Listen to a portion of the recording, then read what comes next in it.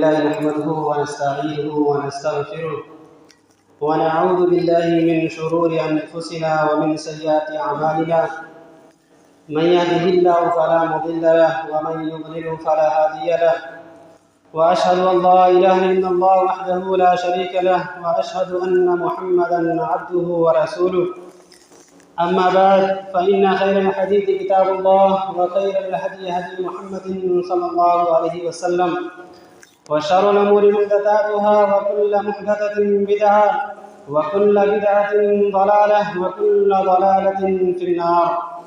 अऊज़ु बिल्लाहि मिनश शैतानिर रजीम। बिस्मिल्लाहिर रहमानिर रहीम।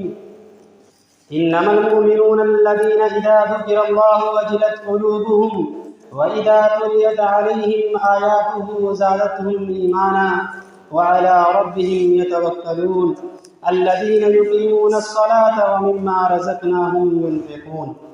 रब्बि इश्रह ली सदरी व यस्सिर ली अमरी वहलुल उक़दतम मिन लिसानी यफ़क़हू क़ौली रब्बि ज़िदनी इल्मा अल्लाहुम्मा रब्बि ज़िदनी इल्मा आमीन। तमाम किस्म की तारीफ़ और तौसीफ़ इलाही बुज़ुर्गी उस अल्लाह रब्बुल आलमीन के लिए है जिसने हम सबको इस दुनिया के अंदर पैदा किया। दुरूद व सलाम हो तमाम रसूलों पर, बिलखुसूस हमारे आखिरी नबी जनाब मुहम्मद रसूलुल्लाह सल्लल्लाहु अलैहि वसल्लम पर अल्लाहुम्मा सल्लि व सल्लिम व बारिक अलैहि। हाज़रीन जुमा, पिछले खुतबे जुमा के अंदर मोमिनों के 5 औसाफ में से 2 औसाफ आपके सामने बयान किए गए थे। 3 औसाफ इंशाअल्लाह मुख्तसर तौर पर आज इस खुतबे जुमा के अंदर आपके सामने बयान करूँगा। अल्लाह रब्बुल आलमीन से दुआ करते हैं कि इलाहुल आलमीन जो भी औसाफ मोमिनों के बयान किए जाएँ उन औसाफ को गौर से सुनने, समझने और उन औसाफ को अपने अंदर पैदा करने की तौफीक अता फरमाए, आमीन। अल्लाह तबारक व तआला ने मोमिनों के 5 औसाफ बयान किए। पहली सिफत कि अल्लाह का नाम सुन करके जो मोमिन होता है उसके दिल काँप जाते हैं। दूसरी, जब कुरान मजीद की तिलावतें की जाती हैं तो उनके ईमान के अंदर इजाफा हो जाता है। तीसरी चीज़, व अला रब्बिहिम यतवक्कलून। मोमिन की तीसरी सिफत ये है कि मोमिन जो होता है, जो पक्का सच्चा मुसलमान होता है, वो अल्लाह की ज़ात के ऊपर भरोसा करने वाला होता है। उसका तवक्कुल, उसका भरोसा अल्लाह की ज़ात के ऊपर कामिल पुख्ता होता है, मजबूत होता है। चाहे कुछ भी हो जाए, कितनी मुसीबतें परेशानियां उसके ऊपर आ जाएं, लेकिन भरोसा जो अल्लाह की ज़ात के ऊपर उसका होता है, उसके अंदर ज़र्रा बराबर भी जुम्बिश नहीं होती है, कमी नहीं होती है। उसका कामिल भरोसा अल्लाह की ज़ात के ऊपर होता है। तो एक मोमिन की ये सिफत है कि वो अल्लाह की ज़ात के ऊपर भरोसा करता है। और भरोसा क्या है, किस तरीके से हम भरोसा करें, आप इस तरीके से समझने की कोशिश करें कि कोई काम हमें करना हो, किसी काम के करने का हम इरादा करें तो कुरान मजीद के अंदर अल्लाह तबारक व तआला ने किस तरीके से भरोसा करना है, कौन से काम करने हैं, फिर किस तरीके से अल्लाह की ज़ात के ऊपर हमें तवक्कुल रखना है, अल्लाह रब्बुल आलमीन ने उसका तरीका बयान किया। और अल्लाह ने बयान करते हुए क्या फरमाया, वशाविरहुम फिल अम्र फ़इज़ा अज़म्त फ़तवक्कल अलल्लाह, कि जब तुम किसी काम का इरादा करो तो पहला काम तुम्हें ये करना है कि पहले मशवरा करना, पहले मशवरा कर लो। लड़की की शादी करना है, कोई बिजनेस शुरू करना है, कोई दुकान खोलनी है, तो जो नेक लोग हैं, जो गांव के बुजुर्ग लोग हैं, जो बड़े लोग हैं, जिनसे उम्मीदें हैं कि ये अच्छा मशवरा दे सकते हैं, तो पहले मशवरा करो। और जब मशवरा करके फाइनल हो जाए कि अब ये हमें काम करना है, फ़इज़ा अज़्म कर लो, ये तय कर लो कि अब हमें ये काम करना है, ये दुकान खोलनी है, ये बिजनेस स्टार्ट करना है, फ़तवक्कल अलल्लाह, अब अल्लाह के ऊपर भरोसा रखो, अब अल्लाह की ज़ात के ऊपर तवक्कुल रखो। कि हमने मशवरा कर लिया, तदबीर इख्तियार कर ली, जो ज़राए थे हमने उस ज़राए को अपना लिया, इख्तियार कर लिया। अब तमाम ज़राए को इख्तियार करने के बाद अब हम उसकी शुरुआत करें तो अल्लाह की ज़ात के ऊपर भरोसा रखें कि अब हम अल्लाह के नाम से, अल्लाह के भरोसे पर ये काम शुरू करते हैं। तो ये है तवक्कुल अलल्लाह, अल्लाह की ज़ात के ऊपर भरोसा। ये नहीं कि हम जानवरों को चराने के लिए कर गए, अब हमें कहीं कोई काम आ गया तो हमने जानवरों को ऐसे ही छोड़ दिया अल्लाह के भरोसे और फिर चले आए, पता चला कि जानवर कहाँ कहाँ चले गए। ये भरोसा नहीं, भरोसा ये कि आप पहले जानवरों को खूंटे से बांधें, दरख्तों से बांध दें, बांधने के बाद फिर अल्लाह की ज़ात के ऊपर भरोसा करें। यहाँ हमने तदबीर इख्तियार कर ली, अब अल्लाह की ज़ात पर हमें भरोसा करना है। जैसे अल्लाह के नबी सल्लल्लाहु अलैहि वसल्लम को अल्लाह तबारक व तआला ने हुक्म दिया हिजरत करने का। अल्लाह के नबी सल्लल्लाहु अलैहि वसल्लम का घर काफिर ने मक्का घेरे हुए हैं। उस मौके पर अल्लाह के नबी सल्लल्लाहु अलैहि वसल्लम ने हज़रत अली रज़ियल्लाहु अन्हु को अपने बिस्तर पर लिटाया कि जब सुबह हो जाए तो तुम जो मक्का वालों की अमानतें मेरे पास रखी है उनको तकसीम करके फिर मेरे पास फलां जगह तुमसे मुलाकात होगी, वहाँ पर चले।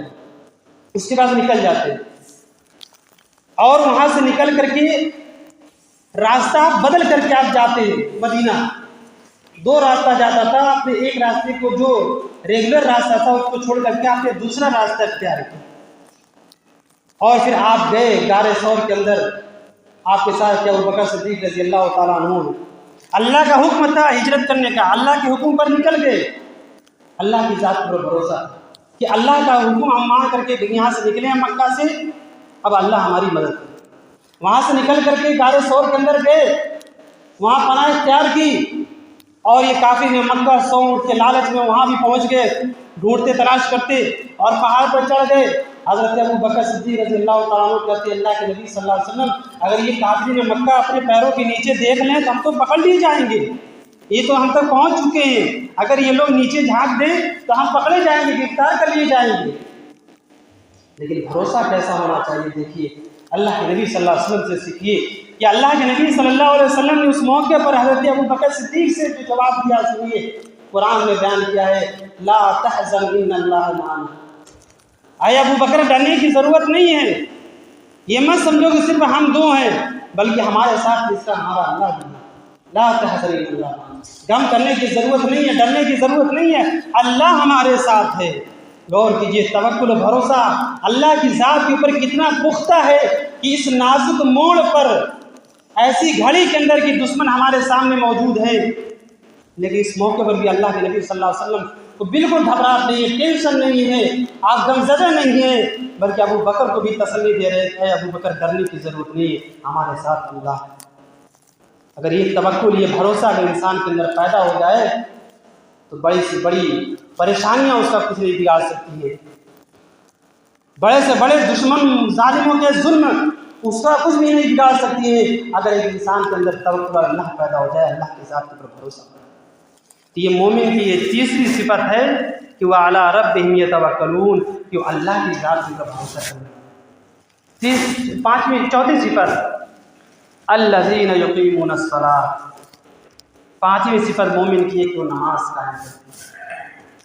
नमाज कायम करते हैं, अजान की आवाज़ सुनी, पहुँच गए मस्जिद में नमाज पढ़ने के लिए। क्यों? इसलिए कि अल्लाह ने नमाज को फ़र्ज किया है। एक मोमिन जो बंदा होता है उसको फिक्र होती है कि अल्लाह तबारक व तआला ने हमें मुसलमान बनाया, मोमिन बनाया है, तो हमें अल्लाह रब्बुल आलमीन की अताअत करनी है, उसके रसूल की अताअत करनी है। अल्लाह ने हमारे ऊपर नमाज जो फ़र्ज किया है तो हमें उसकी पाबंदी करनी है। एक मोमिन जो होता है वो नमाज कायम करता है, किसी भी हालत में वो नमाज को छोड़ने के लिए तैयार नहीं होता है, चाहे कितनी ही परेशानियां क्यों ना आए, चाहे बड़े से बड़ा उसके सामने काम आ जाए, लेकिन नमाज का वक्त होता है तो जो सच्चा मुसलमान होता है, जो पक्का मोमिन होता है, अपने काम को साइड में रखता है, फ़ौरन नमाज के लिए आता है। क्यों?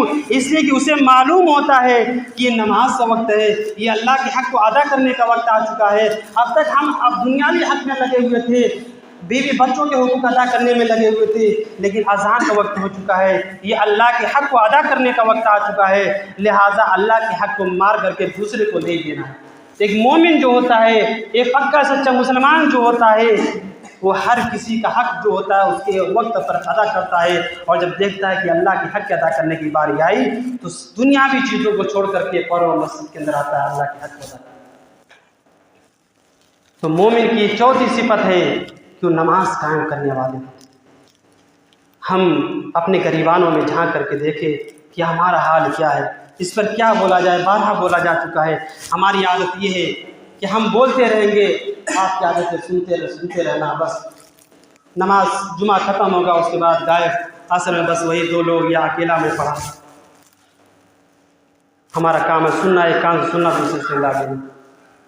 मेरे भाई अफसोस होती है, ये मोमिन की सिफत नहीं है। मोमिन का सेवा नहीं है कि नमाज को छोड़ दे।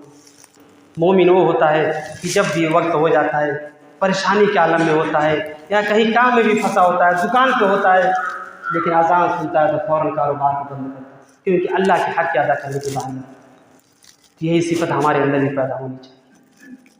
5वीं सिफत देखिए, वमिम्मा रज़क़नाहुम युनफ़िक़ून। 5वीं सिफत ये है कि मोमिन की कि अल्लाह ने जो रिज़्क़ दे रखा है उसमें से वो खर्च करते हैं। अल्लाह ने जो रिज़्क़ दिया है उसमें से वो अल्लाह की राह में खर्च करते हैं। आप देखिए सहाबा इकराम की ज़िंदगी आप पढ़िए। हज़रत उस्मान गनी रज़ी अल्लाह ताला अन्हु जब मस्जिद नबी की ज़मीन जब तजवीज़ कर दी गई कि यहाँ पर मस्जिद नबी भी बनाना है, तो हज़रत उस्मान गनी ने उस दौर के अंदर 10,000 रुपया दिया, जो उस वक्त का पैसा था, तो जो दीनार और दिरहम हुआ करते थे, उस मौके पर 10,000 रुपया हज़रत उस्मान गनी ने दिया। फिर जब कुछ दिनों के बाद जब मस्जिद नबी तंग हो गई, मुसलमानों की तादाद बढ़ने लगी और मस्जिद नबी छोटी पड़ गई और उसकी वसी करने की ज़रूरत पेश आई, तो उस मौके पर फिर दोबारा हज़रत उस्मान गनी ने 25,000 रुपये उस मौके पर दिए। और जब मक्का हरम, हुदूद हरम जो था, जब उसके अंदर तंगी आई तो उसको वसी करने के लिए जो आसपास के घराने थे, हज़रत उस्मान गनी ने अपने पर्सनल पैसे से उन घरों को ख़रीद करके मस्जिद हराम के हवाले कर दिया और उसकी ज़मीन को वसी कर दी गई। गौर कीजिए, जज्बा था। क्यों? इसलिए कि उन्हें मालूम था ये दौलत हमें अल्लाह की तरफ से मिली है और अल्लाह की राह में हमें खर्च करना है। अल्लाह ने अगर हमें दौलत से नवाजा है तो हमें उसका इस्तेमाल किस तरीके से करना है। सहाबा इकराम की ज़िंदगी हमें बतला रही है कि हमें अल्लाह की दी हुई दौलत को, रुपये पैसे को और दूसरी और चीज़ों को किस तरीके से खर्च करना है, अल्लाह तबारक व तआला ने बयान कर दिया। नबी अकरम सल्लल्लाहु अलैहि वसल्लम ने उस पर अमल करके दिखलाया, सहाबा किराम ने उस पर अमल करके दिखलाया कि किस तरीके से वो अल्लाह के दिए हुए माल को अल्लाह की राह में किस तरीके से खर्च किया करते थे। गालिबन ग़ज़वे तबूक के मौके पर ऊँटों की ज़रूरत पड़ी तो अल्लाह के नबी सल्लल्लाहु अलैहि वसल्लम ने सहाबा किराम से कहा, ये है कोई जो 100 ऊँट दे? हज़रत उस्मान गनी खड़े हो जाते हैं, ऐ अल्लाह के नबी मैं 100 ऊँट देने के लिए तैयार। दीन की बात आई, अल्लाह की राह में खर्च करने की बात आई, आपने कहा ठीक है बैठ जाओ। फिर आपने कहा है कोई जो ऊँट दे अल्लाह की राह में 100 ऊँट? फिर दोबारा हज़रत उस्मान गनी खड़े हो जाते हैं, ऐ अल्लाह के नबी मैं तैयार हूँ 100 ऊँट और देने के लिए। इस तरीके से 7 मरतबा अल्लाह के नबी ने ऐलान किया। 7 मरतबा हज़रत उस्मान गनी खड़े हुए, कहा अल्लाह के नबी 700 ऊँट साजो सामान के साथ में देने के लिए तैयार हूँ। आपने कहा बैठ जाओ। फिर आपने ऐलान किया माज़र उस्मान मा अमिल बाद यौम क़द्दू। आपने फरमान जारी कर दिया कि अगर आज के बाद मेरा उस्मान एक नेक काम भी न करे तो फिर भी उसे कोई चीज़ नुकसान नहीं पहुँचा सकती। वो जानते थे, कद्र करते थे माल की कि अल्लाह की तरफ से हमें माल दिया गया है, अगर हमने इसका नाजायज़ तरीके से खर्च किया तो एक एक रुपये का हमें क़यामत के दिन अल्लाह के सामने हिसाब देना है, एक एक पैसे का हमें अल्लाह के सामने हिसाब देना है। अल्लाह हमसे पूछेगा कि हमने तुम्हें माल और दौलत से नवाजा था, हमने दौलत दी थी तो तुमने उसका इस्तेमाल किस तरीके से किया है। तो साहब किराम इसका ख्याल किया करते थे, न नाजायज़ तरह से हासिल करते थे और न नाजायज़ जगह उसको खर्च करते थे। हज़रत अबू बकर सिद्दीक़ रज़ी अल्लाह ताला अन्हु के बारे में आता है कि उनका गुलाम हालत कुफ्र के अंदर उसने कहानत गढ़ी थी किसी को और बाद में उसने उसका मुआवजा उसको दिया, कोई खाने की चीज़ वो लेकर के आया और हज़रत अबू बकर सिद्दीक़ को दे दिया, उन्होंने खा लिया। उसके बाद गुलाम ने कहा है अबू बकर आपको मालूम ये कहाँ से आया? कहा कहाँ से लाए? तो उस गुलाम ने बतलाया कि मैंने कहानत गढ़ी थी, उसी का मुआवजा आज मुझे मिला था। हज़रत अबू बकर सिद्दीक़ रज़ी अल्लाह ताला अन्हु ने अपने मुंह के अंदर उंगली डाली हलक के अंदर और कह किया, और उस वक्त तक कह करते रहे जब तक उन्हें इत्मीनान न हो गया कि जो चीज़ मैंने खाई वो निकल गई बाहर।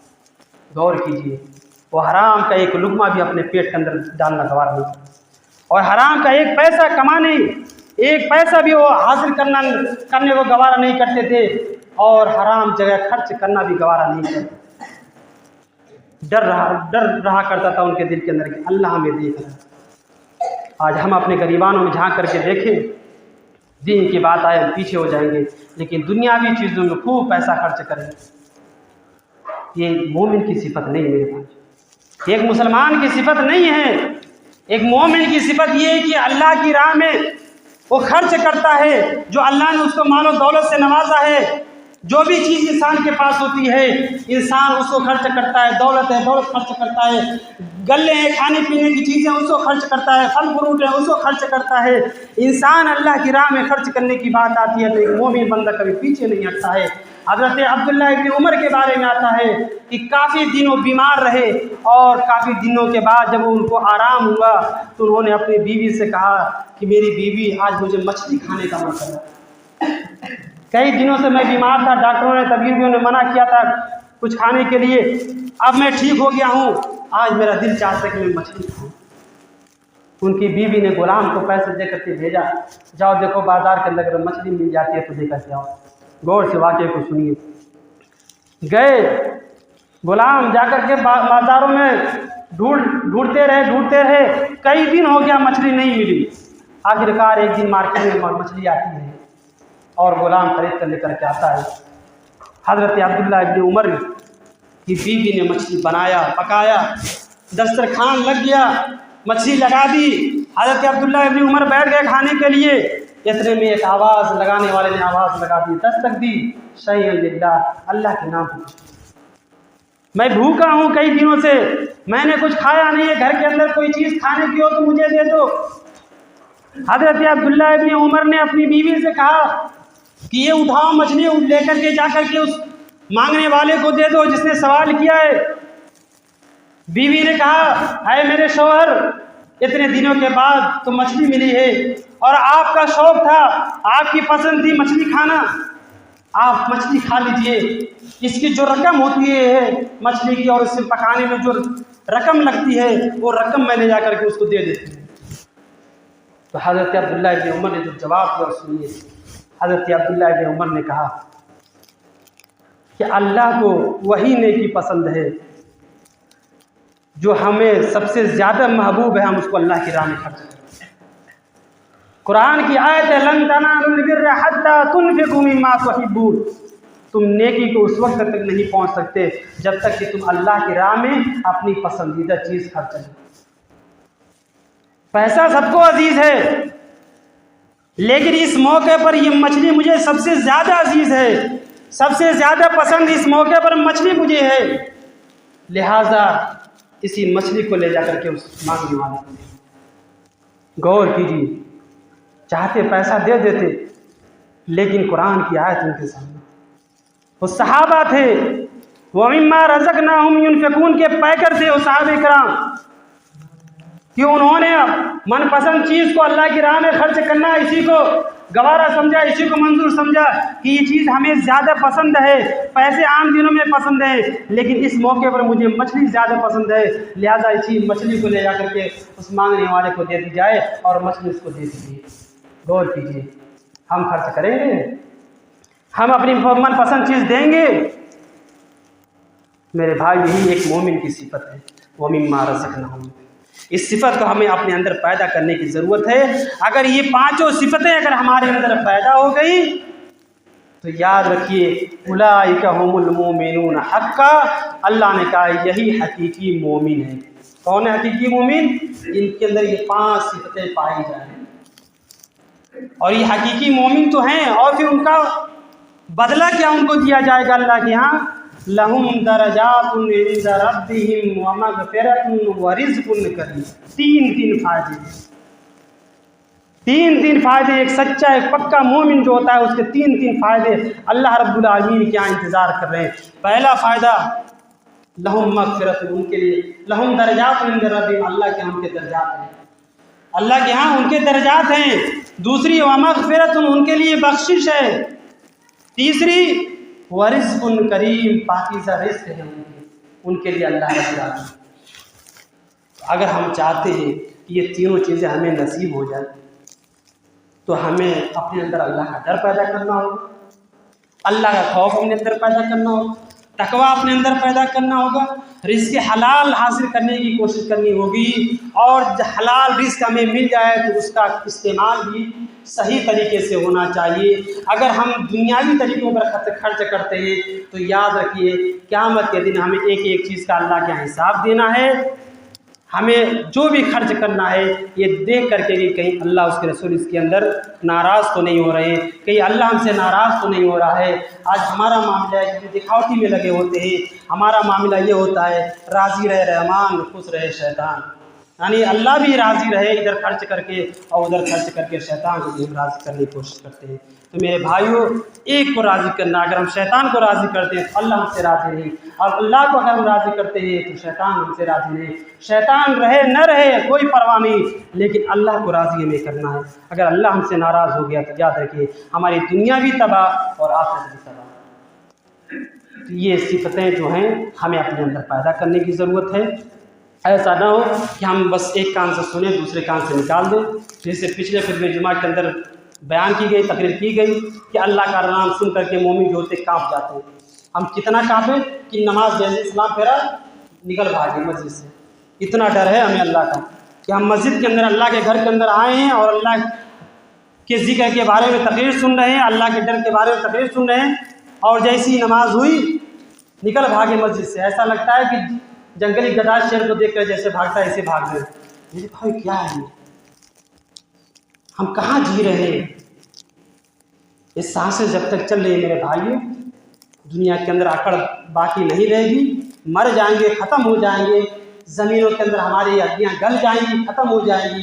क़यामत के दिन अल्लाह हमें ज़िंदा करेगा और हमें हमारे आमाल के हिसाब से हमें जज़ा और सज़ा दी जाएगी। अच्छे आमाल है तो जन्नत है, बुरे आमाल है तो जहन्नम। आइए दुआ करते हैं कि अल्लाह आमीन जो सिफ़ात बयान की गई है मोमिनों के, अल्लाह उन सिफ़ात को अपने अंदर पैदा करने की तौफ़ीक़ अता फरमा। इलाहा आलमीन हम तुझसे दुआ करते हैं कि अल्लाह हम तमाम मुसलमानों को कुरान और सुन्नत के मुताबिक अमल करने की तौफ़ीक़ अता फरमा। ऐ अल्लाह हम तुझसे दुआ करते हैं 5 वक्त की नमाज़ पाबंदी के साथ कायम करने की तौफ़ीक़ अता फरमा। ऐ अल्लाह हलाल रिज़्क़ तलाश करने की तौफ़ीक़ अता फरमा। ऐ अल्लाह रिज़्क़ को जायज़ तरीके पर खर्च करने की तौफ़ीक़ अता फरमा। नाजायज़ जगहों पर खर्च करने से अल्लाह ताला हम सब की हिफाजत फरमा।